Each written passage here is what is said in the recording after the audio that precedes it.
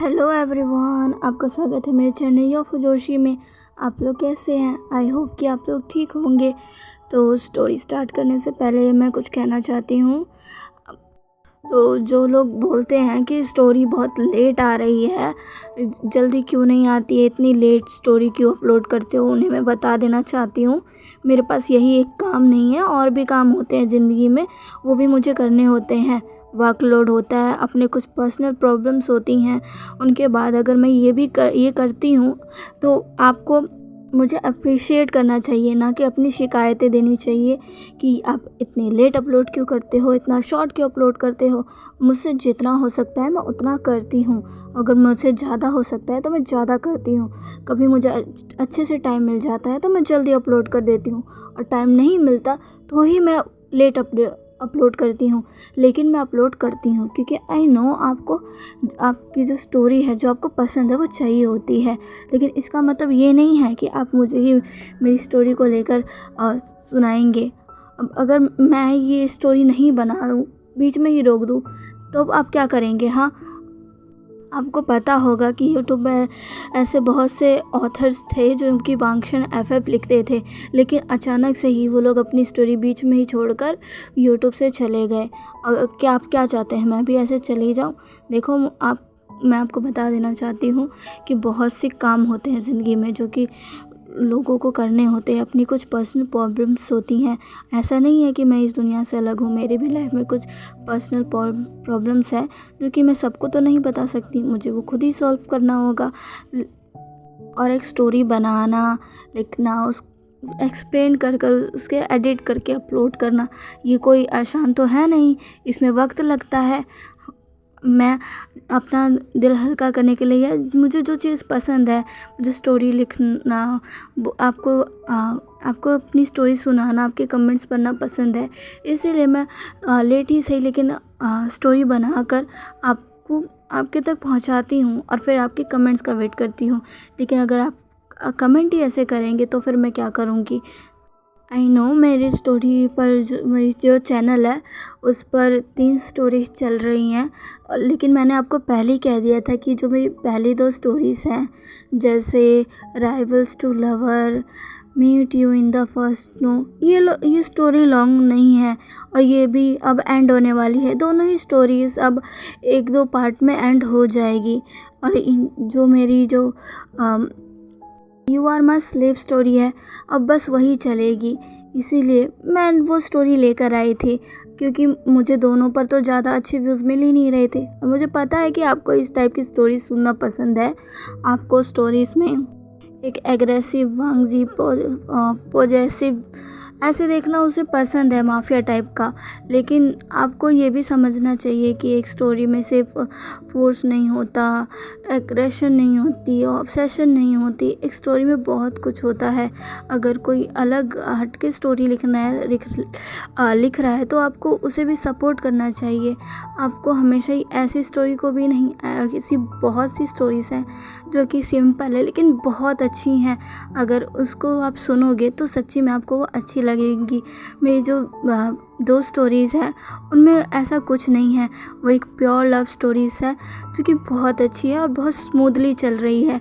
उसमें आपको कोई एग्रेसिव वांगजी देखने को नहीं मिलता, उसमें आपको एक स्वीट वांगजी देखने को मिलता है जो कि विंग से बहुत प्यार करता है, उसकी केयर करता है, ना कि उसको हर्ट करता है। लेकिन मुझे अपनी ऐसी स्टोरीज़ पर कोई अच्छे व्यूज़ ही नहीं आते।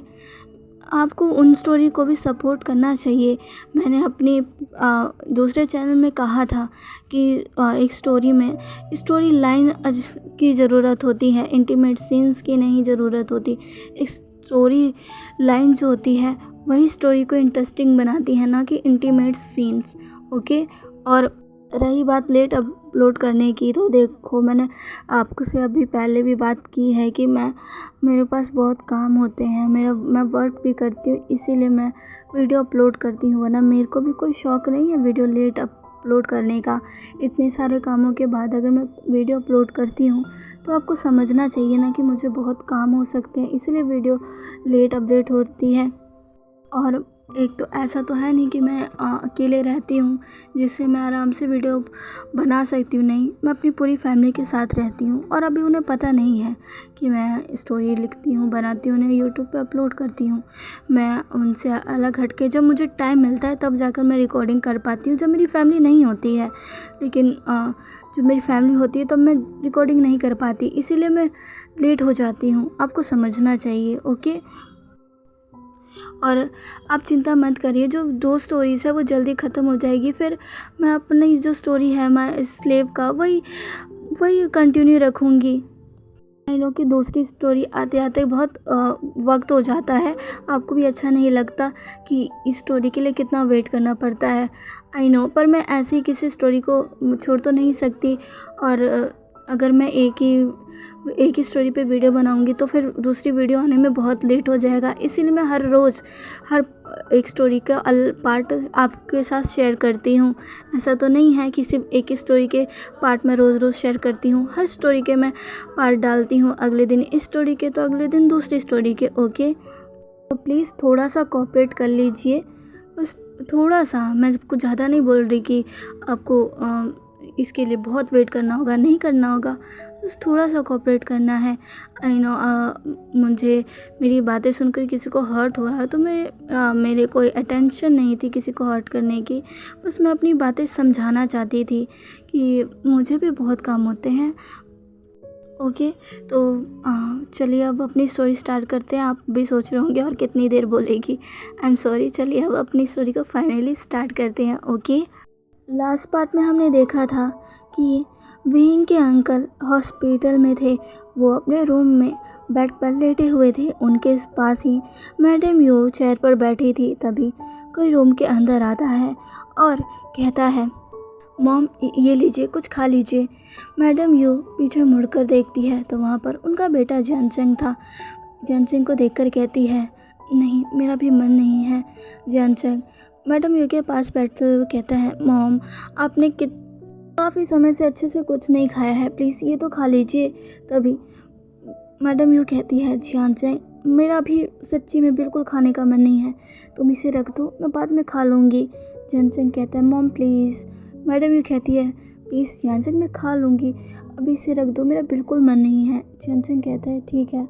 तभी मैडम यू कहती है, विंग का कुछ पता चला? जियानचंग जो कि अपने सर को झुका लेता और कहता है, नहीं मॉम, विंग का कुछ पता नहीं चल रहा। पता नहीं वो लांग वांग जी उसे कहाँ लेकर चला गया है। मैडम यू जो कि कुछ नहीं बोलती है, वो जियान फेंगमेंग की तरफ देखने लगती है। उनके आंखों में से आंसू निकलने लगते हैं। वो फिर जियानचंग से कहती है, मुझे लगता है कि वो विंग को नहीं छोड़ेगा, बिल्कुल वो ज़रूर उसे टॉर्चर कर रहा होगा। जियानचंग अपनी मॉम की तरफ देखता है। मैडम भी कहती है, जल्दी पता लगाओ, कहीं हम लेट ना हो जाए। अगर उसने विंग के साथ कुछ कर दिया या उसे कहीं मार डाला तो। जियानचंग कहता है, नहीं मॉम, ऐसा कुछ नहीं होगा, वो विंग के साथ कुछ नहीं करेगा। मैडम भी कहती है, तुम ऐसा बोल रहे हो, पर मुझे पता है कि वो विंग को कितना टॉर्चर कर रहा होगा। जियानचंग तुम्हें नहीं पता, पर जब वो आया था ना, उसके अंदर जो गुस्सा था उसे मैंने देखा है। तुम तो लेट आए थे। जियानचंग अपनी मॉम की बात सुनकर याद करने लगता है। हाँ, जियानचंग किसी काम से बाहर गया हुआ था। वो अपना काम निपटा कर जब घर के अंदर आता है तो घर का सीन देखकर वो पूरी तरीके से शॉक हो चुका था, क्योंकि उसके फादर जो कि खून से लथपथ थे और फर्श पर पड़े थे, और पास ही में उसकी मॉम जो कि उसके फादर को उठाने की कोशिश कर रही थी और बहुत रो रही थी। जियानचंग जल्दी से भाग कर जाता है और अपने फादर को देखता है। जियानचंग को देखते ही मैडम यू रोने लगती है और कहती है, जियानचंग देखो, तुम्हारे फादर को वो उठ नहीं रहे। जियानचंग प्लीज़ कुछ करो। जियानचंग कहता है, फादर आपको क्या हुआ? जियानचंग जल्दी से अपने फादर को उठाता है और उन्हें कैरी करता है और बाहर गाड़ी में लेकर आता है और उन्हें अच्छे से बैठा देता है। मैडम यू जियान फेंगमेंग के साथ बैठ जाती है, उन्हें संभालती है। वो जियानचंग जल्दी से कार ड्राइव कर उन्हें हॉस्पिटल लेकर आता है और उन्हें एडमिट करवाता है।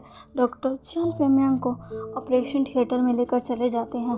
फिर जियानचंग मैडम यू का भी ट्रीटमेंट करवाता है, क्योंकि उन्हें भी चोटें लगी थी। जियानचंग को कुछ समझ नहीं आ रहा था कि ये अचानक से उसकी फैमिली के साथ क्या हो हो गया, कैसे हो गया, किसने किया। जियान को बहुत गुस्सा आ रहा था।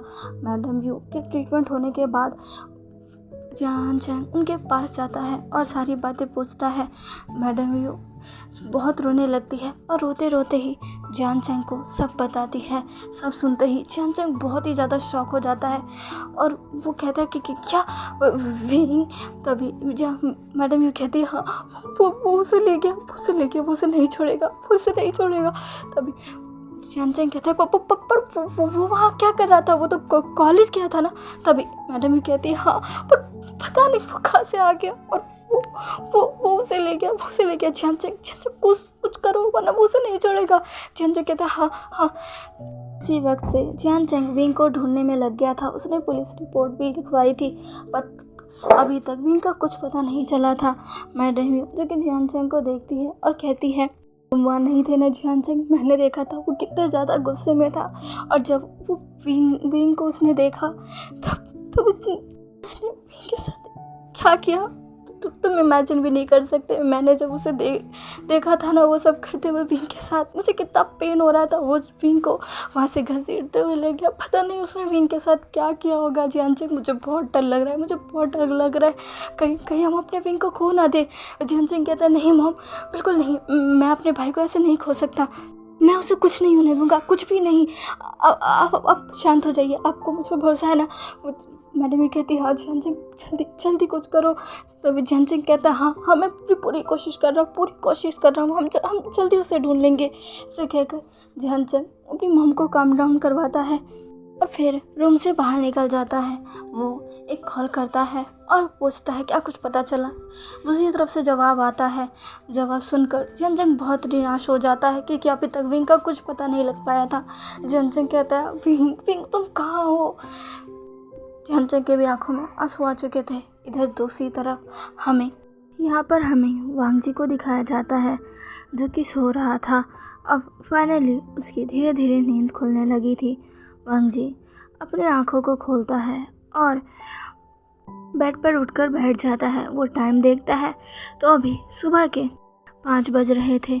वांग जी इसी टाइम रोज़ उठता है। वांग जी उठता है और अपने चारों तरफ देखता है। वो दूसरे रूम में था। उसे कल रात की बात याद आती है और वांग जी अब आगे बढ़ने लगता है। वो उस रूम से निकलता है और सीधा वापस अपने रूम में आता है। अपने रूम में आकर वो देखता है तो विंग अभी भी बेड पर है। बेड पर वैसे ही है जैसे वो रात को उसे छोड़ कर गया था। वांग जी विंग के पास जाता है और उसे हिलाते हुए कहता है उठो, जल्दी उठो।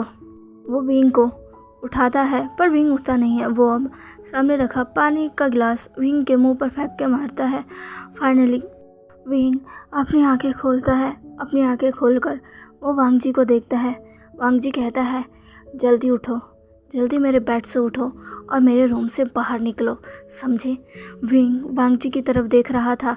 वांग जी जो कि कहता है क्या तुम्हें सुनाई नहीं दिया, जल्दी उठो और यहाँ से बाहर निकलो, इससे पहले मेरा इरादा बदल जाए और मैं कुछ और कर दूँ।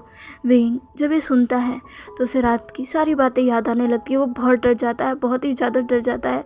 विंग उठने की कोशिश करता है पर वो उठ नहीं पा रहा था। उसे अपने बॉडी में बहुत पेन हो रहा था, बहुत ही ज़्यादा पेन हो रहा था। कल जो वांग जी ने उसके साथ किया था उसकी वजह से विंग की हालत बहुत ख़राब थी। वो नहीं उठ पा रहा था। वांग जी कहता है क्या तुम्हें सुनाई नहीं दे रहा, जल्दी से मेरे बेड से उठो, जल्दी। विंग उठने की कोशिश कर रहा था। वो बहुत उसको पेन हो रहा था अपनी बॉडी में, फिर भी वो उठ रहा था। वो फाइनली धीरे धीरे उठकर बैठ जाता है। उसे बहुत दर्द हो रहा था। वांग जी से बर्दाश्त नहीं होता। वो विंग का हाथ पकड़ता है और एक ही झटके में उसे अपने बेड से निकालकर दूर फेंक देता है। विंग की बॉडी अभी भी नेकेड थी और विंग फर्श पर गिर जाता है। उसकी आंखों से आंसू निकलने लगते हैं। वांग जी कहता है अब जल्दी अपने कपड़े पहनो या उन्हें लो और यहाँ से निकलो, समझे तुम। विंग जो कि ये सुनता है और वांग जी की तरफ देखता है। वांग जी की आंखों में उसके लिए कोई दया नहीं थी। विंग एक पल के लिए तो वांग जी को देखकर ये सोच में पड़ जाता है क्या ये सच में वही वांग जी है भी कि नहीं, जिसे वो बचपन से जानता था, जो उसका फ्रेंड था। जो कि बहुत काइंड था, लेकिन अभी जो वांग जी उसके सामने है वो बिल्कुल भी काइंड नहीं है, बिल्कुल भी नहीं। उसके अंदर तो दया नाम की कोई चीज़ ही नहीं है, उसका दिल तो एकदम पत्थर जैसा है। विंग ये सोचते हुए वांग जी की तरफ देख रहा था और उसकी आंखों से आंसू निकल रहे थे। वो जैसे तैसे रेंगते हुए अपने कपड़ों को उठाता है, उन्हें जैसे तैसे पहनता है और रूम से बाहर निकलने लगता है। वो बॉल लड़खड़ा रहा था, वो चीज़ों का सहारा लेकर जा रहा था। फाइनली वो वांग जी के रूम से बाहर निकल जाता है। जैसे ही विंग वांग जी के रूम से बाहर निकलता है, वांग जी अपना गेट को बंद कर लेता है। विंग ये देखता है, उसकी आंखों से आंसू निकल रहे थे। वो अब बॉल का सहारा लेते लेते अब अपने रूम की तरफ जा रहा था। विंग को बहुत पेन हो रहा था, उसका रूम नीचे था, इससे विंग को और भी ज़्यादा तकलीफ़ हो रही थी। विंग जैसे तैसे अब बॉल का सहारा लेते लेते सीढ़ियों के पास आता है। फिर वो सीढ़ियों को पकड़ता है और धीरे धीरे जाने लगता है। विंग लड़खड़ा रहा था, वो कई बार गिरने से बचा था। विंग जैसे जैसे नीचे पहुंच रहा था, वो अपना बैलेंस खो रहा था। फाइनली विंग जब नीचे पहुंचने वाला था तो उसका बैलेंस पूरी तरीके से बिगड़ जाता है। वो नीचे गिरता है, इसी से पहले ही कोई आता है और विंग को थाम लेता है। विंग उसकी तरफ देखता है तो वो और कोई नहीं बल्कि अंशु थी। अंशु विंग को देखती है, जिसकी हालत बहुत बुरी थी। उसके बॉडी पे जगह जगह निशान थे। भले ही अभी विंग ने अपने क्लोथ पहने हो, पर उसके हाथ फिर नेक से साफ साफ पता लगाया जा सकता था उसकी हालत कितनी बुरी है। उसके बॉडी से जो ब्लड निकल रहा था, उसकी वजह से उसके कपड़े रेड भी हो चुके थे। अंशु विंग को देखती है, उनके आंखों में आंसू थे। वो कहती है विंग विंग, जो कि अंशु को देखता है और वो अंशु को पकड़ कर रोने लगता है। अंशु विंग को होल्ड करती है, उसे अब वो खुद सहारा देकर उसके रूम की तरफ लेकर जाती है। रूम में लेकर जाकर वो विंग को लेटा देती है। विंग जो कि बहुत रो रहा था, अंशु अब विंग को चेक करती है और विंग को चेक करते ही उनके होश उड़ जाते हैं, क्योंकि विंग की बॉडी पर जगह जगह चाबुक से निशान पड़े थे। अंशु समझ जाती है कि कल विंग की चीखने की आवाज़ें क्यों आ रही थी। वांग जी विंग को टॉर्चर कर रहा था, वो उसे चाबुक से मार रहा था। फिर जगह जगह उसे वांग जी के बाइट के निशान भी दिख रहे थे। अंशु जिनकी आंखों में विंग की ऐसी हालत देखकर आंसू आ चुके थे, वो मन में सोच रही थी इसने इतना सब कुछ कैसे सह लिया, कैसे। विंग जिसकी हालत बहुत ही ज़्यादा ख़राब थी, अंशु विंग के सर को सहलाती कहती, विंग शांत हो जाओ, मैं अभी कुछ करती हूँ। वांग जी जिसने विंग को ज़बरदस्ती उठा दिया था, लेकिन अभी भी विंग के अंदर बिल्कुल भी ताकत नहीं थी। वो जैसे तैसे वहाँ से आ तो गया था, पर अब फिर से वो अपने होश खो रहा था। अंशु जब ये देखती है तो वो विंग से कहती है विंग, पर विंग अपने होश खो रहा था और फाइनली विंग फिर से अनकॉन्शियस हो जाता है। अब हमें सीधा वांग जी को दिखाया जाता है, जिसने विंग को वहाँ से निकाल दिया था। वो फिर अब वापस अपने रूम में आता है और फिर क्लोजर से अपने कुछ कपड़े लेता है और सीधा बाथरूम में चला जाता है। अपने कपड़े उतारता है और शावर के नीचे खड़ा हो जाता है। शावर के नीचे खड़ा होते हुए वो अपनी आंखों को बंद करता है और कुछ चीज़ों को याद करने लगता है, जिसमें वांग जी को एक शख्स दिखता है जिसकी हालत बहुत बुरी थी, बहुत बुरी। उसकी बॉडी पर जगह जगह से निशान थे, खून निकल रहा था। वो पर्सन, उसकी हालत इतनी ज़्यादा बुरी थी, उसके माउथ से भी ब्लड निकल रहा था और वो वांग जी की ही बाहों में था और तड़प रहा था। वांग जी को ये सीन याद करते ही उसकी आंखों में से आंसू निकल आते हैं और वो कहता है मैं आपका बदला लेकर रहूँगा, मैं नहीं छोड़ूंगा, किसी को भी नहीं छोड़ूंगा। ऐसे कहकर वांग जी गुस्से में सामने की तरफ घूरने लगता है। अब यहाँ से कुछ घंटों बाद का सीन दिखाया जाता है, जहाँ पर वांग जी नीचे आता है और ब्रेकफास्ट करने के लिए टेबल पर बैठ जाता है। तभी अंशु वांग जी के लिए ब्रेकफास्ट सर्व करती है। अंशु को देखकर वांग जी कहता है आप, विंग कहाँ है? अंशु वांग जी को देखती है और वो ग्रीट करते हुए कहती है मास्टर, उसकी हालत बिल्कुल ठीक नहीं है, इसलिए मैं नाश्ता लेकर आई हूँ। वांग जी कहता है ये आप क्या कह रही हैं, मैंने उसको ये काम सौंपा था। के लिए खाना बनाने का काम उसका है, कहाँ है वो। तभी अंशु कहती है उसकी हालत बहुत ख़राब है मास्टर, वो अपने रूम में है। अंशु मन में कहता है प्लीज़ उसे छोड़ दीजिए, आपने उसके साथ कितनी ज़्यादा बेरहमी की है, वो बच्चा बिल्कुल भी ठीक नहीं है। पर वांग जी कहाँ मानने वाला था। वांग जी अपनी जगह से उठता है और कहता है इसे तो मैं छोड़ूंगा नहीं। ऐसा कहकर वांग जी विंग के रूम की तरफ जाने लगता है। अंशु वांग जी को देखती है और कहती है मास्टर मास्टर। वो वांग जी को रोकना चाहती थी, पर वांग जी जो कि बिल्कुल भी अंशु की बात को सुनता ही नहीं है और विंग के रूम की तरफ बढ़ जाता है और फाइनली गुस्से में विंग का रूम का डोर खोलता है। तो चलिए गाइस, आज की स्टोरी आपको कैसी लगी प्लीज़ प्लीज़ प्लीज़ मुझे कमेंट करके ज़रूर बताइएगा। और हाँ, आपको मेरी स्टोरी पसंद आए तो प्लीज़ इसे लाइक शेयर एंड सब्सक्राइब भी कर दीजिएगा प्लीज़।